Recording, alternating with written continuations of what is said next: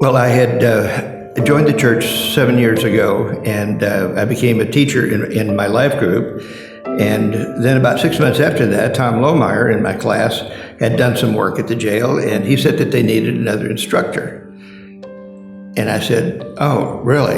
I went, in a jail. I've taught in churches, but I somewhat reluctantly went with him, and it was far from being scary. We all need change, and we all need salvation, but these men are in a deeper hole than most people are, and they really need a lift.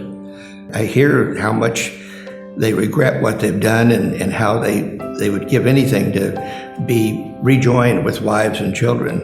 There was a man in counseling, in his 50s.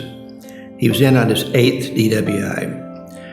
He started off by saying, "My life is over."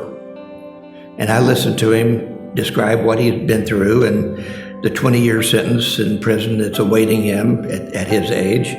And I asked him, "Tom, have you ever hurt anybody? You must have driven drunk 10 times the number of your convictions." He said, "Oh yeah, that or more." I said, "And you never hurt anybody, and you never got hurt?" I just looked at him and I smiled. I said, "Your life's not over. God's got a plan for you. It's time for you to get busy and find out. Yeah, you've got a sentence coming up. Make some good use of it." He's now assistant chaplain at his prison, leading worship studies. God's word is so powerful, and it gets through to these men, and I wouldn't trade this ministry for anything. Yes, I'm sitting in a room all by myself with 24 felons, murderers, and on down, but I've got a lot of friends in there. I've always got a number of men in a class. I can take up to 24 men at a time, and I have multiple classes. I can tell by their involvement and what they say in the class who has already come to Christ.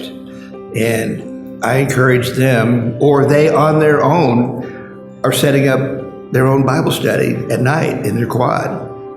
And they are in their quad leading others to Christ. This is the way our church has grown all along. One person tells another person. That's what we're all praying for, each soul at a time.